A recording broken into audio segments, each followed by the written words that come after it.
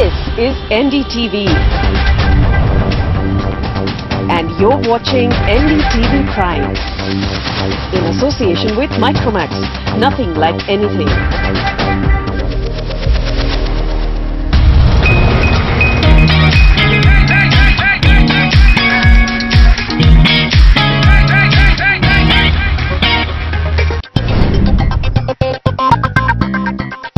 The world's first production hydrogen fuel cell vehicle, the Mirai, is on CNB this week.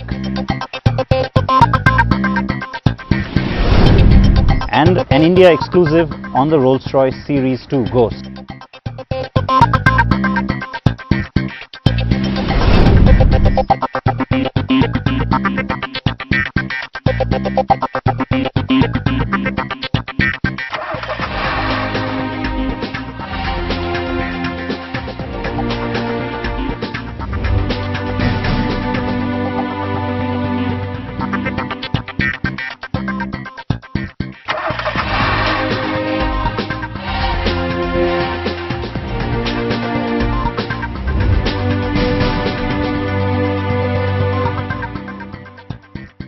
Hi folks, this is CNB. I'm Siddharth Vinayak Patnankar. Thanks for joining us.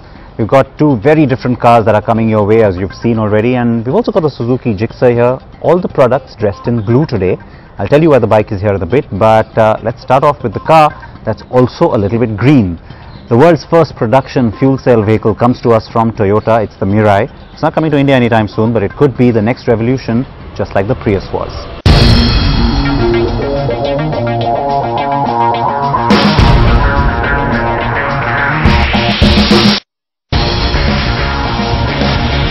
Mirai means future in Japanese, and so it truly fits Toyota's claim that the future is here.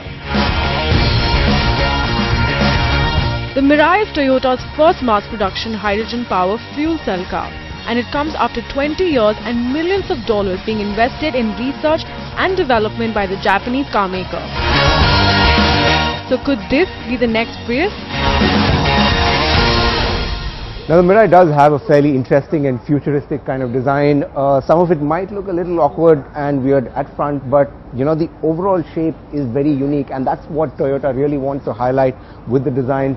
Bring in that element of being different. This is a fuel cell technology, and the design is incorporated so that as much air gets in from every element of the design. What strikes you from the front the most are these big grills, fairly big grills on either side of the bumper. The idea is to let in the air streamline well into the fuel cells and get in as much air to generate that much more power. Also, the overall shape is kind of a water drop design, in line with what Toyota wants to talk about with the fuel cell technologies.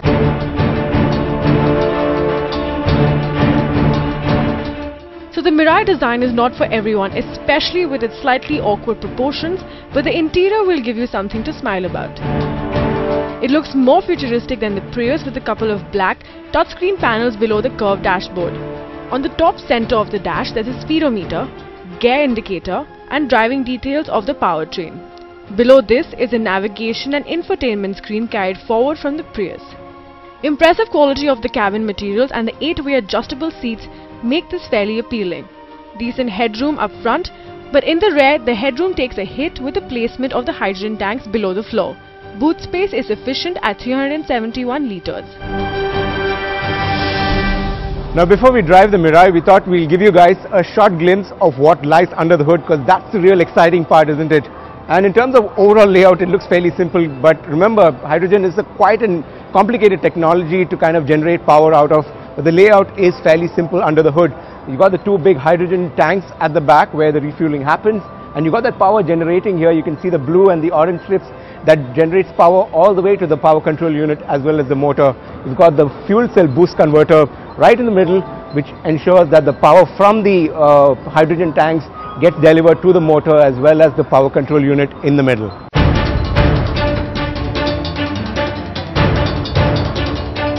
So how exactly does all this work together? The gas goes through a hydrogen fuel cell stack that mixes oxygen with the hydrogen. This reaction generates electricity to charge the onboard battery. The car is powered by the 114 kilowatt fuel cell stack along with a 113 kilowatt electric motor on board. The combination of hydrogen and oxygen creates pure water. which is dumped while driving or when parked through the tailpipe. Now Toyota claims that Mirai gives a range of 650 kilometers with the 2 hydrogen tanks under its Japanese test cycle, but the real-world driving distance could be just about 550 kilometers. And here's the other big surprise. Unlike electric vehicles which take time to charge, refilling the tank of the Mirai with hydrogen will take less than 5 minutes. Currently only 10 hydrogen stations exist in Japan, with a plan to set up another 100 by the end of 2015. Toyota has looked to address concerns of the Mirai safety by ensuring the hydrogen and the tanks are crash safe and can handle high-speed accidents too, with no fear of explosion or fire. The Mirai is also equipped with sensors to provide warnings and shut off the tank's main stop valves in case of a leak. We're not doing cruising speed, so we really need to test that out, how responsive it is at higher speeds, but the engine does feel fairly powerful. Also, you do have the option of getting into power mode, which releases more power hydrogen into the fuel cells, which gets into the electric motor, so you can have a little fun with the Mirai.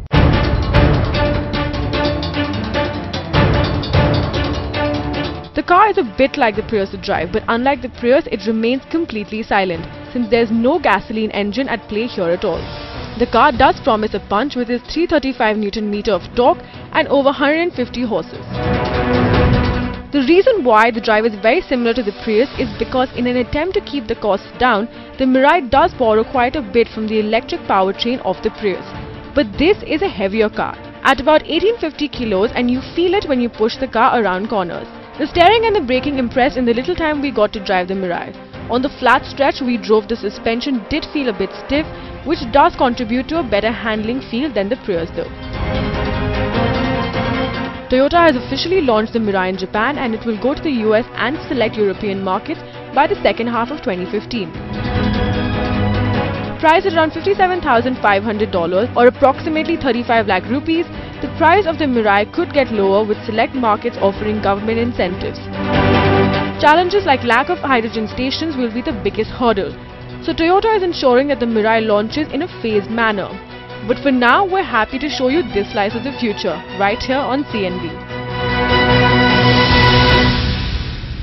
The NDTV Car and Bike Awards are in their 10th edition. We're very proud of that fact, and we're also very proud, as always, of all our nominees.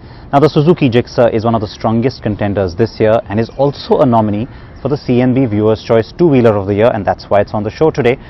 We are going to run you through all the nominees now. There are 5 scooters, 4 motorcycles, 7 cars, and yes, you could own one of those. So go ahead, take a look at the options and figure out how you can put your vote in as well. We are going to take a very short break. See you on the other side of that. Mobile presents NDTV Car and Bike Awards 2015 in its 10th edition is giving you a chance to own your favorite bike. All you have to do is vote for the CNB Viewer's Choice Two-Wheeler of the Year. CNB 1, Bajaj Discover 150F. CNB 2, Hero Splendor iSmart. CNB 3, Honda Activa 125. CNB 4, Mahindra Gusto. CNB 5, Suzuki Gixxer. CNB 6, Suzuki Let's. CNB 7, TVS Scooty Zest. CNB 8, TVS Star City Plus. CNB 9, Vespa S. To vote, SMS CNB a space and your option to 56388 or log on to ndtv.com/CNB Awards. Win with CNB. Vote for the CNB Viewer's Choice Car of the Year. CNB 10, Datsun Go.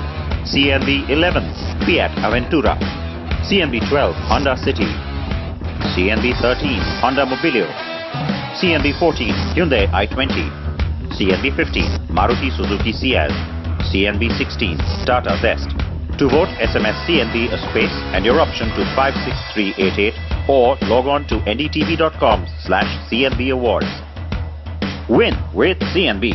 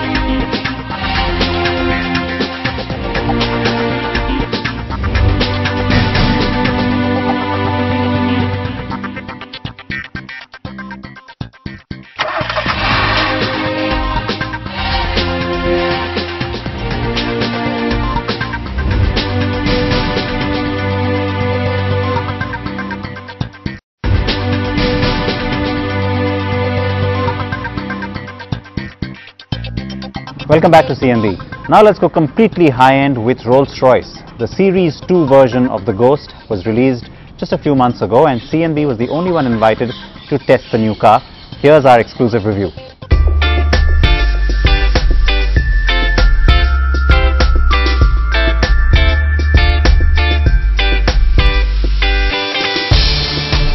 This is the car that's been the volumes driver for Rolls-Royce. And yes, that's a relative term for this brand.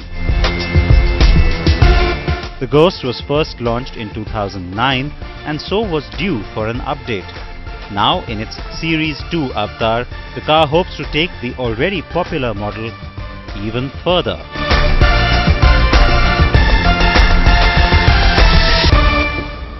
With premium brands, when it comes to a facelift or a mid-cycle makeover, the idea is always to stay subtle because you don't want to take away too strongly from that brand and what it means.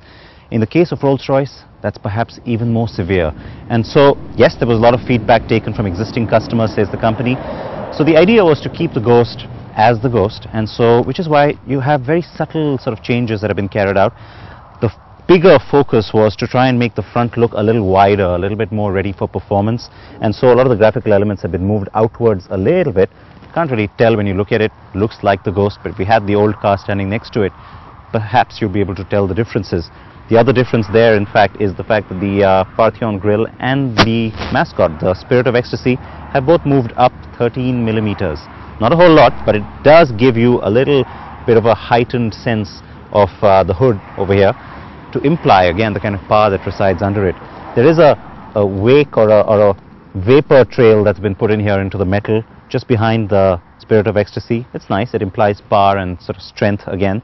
And the actual figure here has also, the figurine has been moved just about 7 degrees to the front. It's sort of tilting forward, again to imply performance.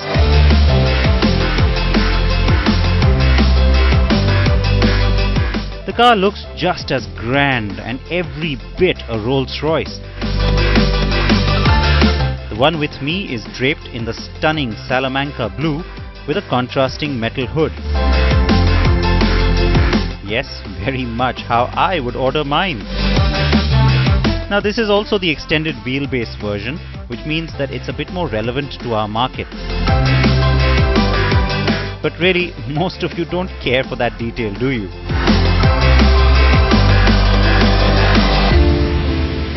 The big focus technically though was the work that's been put into making this new daytime running light signature a reality. If you see, there's no brakes in this LED, it's completely continuous. Don't see that on any other car, and it's equally bright all around. A lot of focus, a lot of work went into keeping that and making that a reality really. I like it. It does give the car a very distinct identity when you see it coming up from the rear. We've had some other cars with us on the drive today, and so I've been noticing that. There's a lot of muscle here in this particular flank as well on the fender, again to imply the power that the car carries. The new metal is really just from this point to the front. All of that, all the panels, the fenders, the bumpers, all of that is new. Even down here you can see that the bumper has been given a little bit of a redesign, and there's a little chrome element in there as well. The alloy pattern is new, and on this particular car you can see that there's a little complementary blue in there.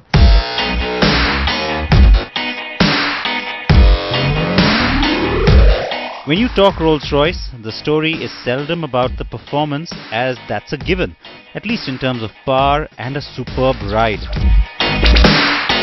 But on the Ghost Series II, there are some neat technical upgrades worth getting into.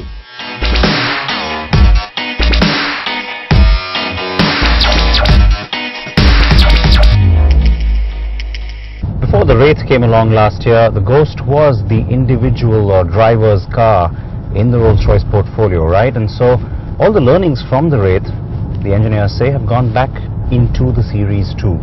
Now, is it as sporty or as dynamic as the Wraith? Of course not. They want to keep a separation between this car and that too. But having said that, you do have the option of something called the dynamic pack now that you can get on this car. What that does is just tightens things up a little bit in terms of throttle response, suspension settings, and also the way the transmission reacts. And yeah, you get a little bit of a sportier drive, a thicker steering wheel, and some chrome-tipped exhausts at the back. That's the only way to tell physically that it is a car with the dynamic pack.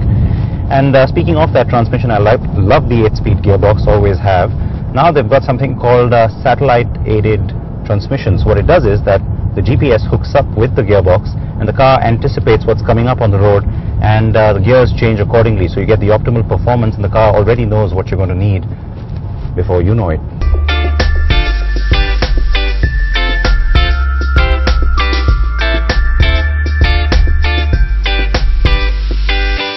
How neat is that, right?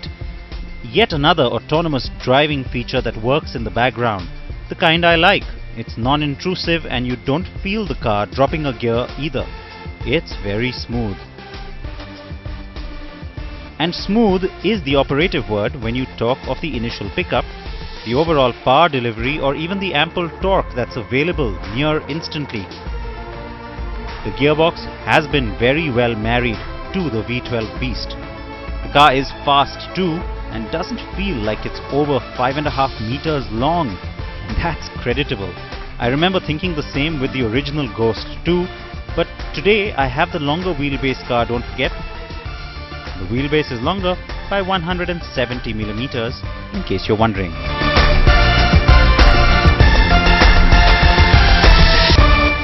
The coach doors, that's quintessentially Rolls-Royce, so of course you expect that, and the Ghost always had them. This one is the long wheelbase, so you can see that there is lots and lots of leg room for me. And this car's interior has been finished off in a nice light palette. There's a cream sort of a leather finish. It is really beautifully, impeccably done.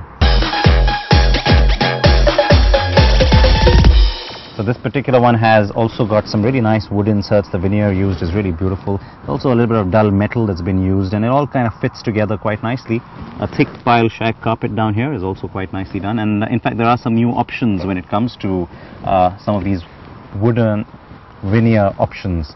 Now the bespoke line from Rolls-Royce, that's where you can customize your car and make it look different to everybody else's. 86% of Ghost buyers so far since 2009 have actually gone with bespoke features. It's a pretty high percentage. Rolls-Royce expects that going forward with the Series 2, that number is going to get even higher. And besides all those different options now for the interior trim, the other big change on the new Series 2, the seats. They've been completely reworked. In fact, the old seats have been thrown out, and this is a completely new structure, different kind of form and shape, and even the way the foam has been put in, the kind of support you get, all of that is absolutely new. In the front, by the way, the seats actually have the option of a little more cushioning along the sides, because now the car has a few more slightly powerful elements in its drive, and so a little sportier sort of a seat. That's what's been added in.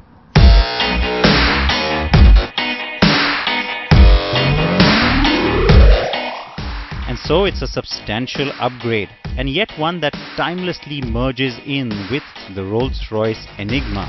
The Series 2 has already been launched in India. Prices start at just 4.5 crore rupees.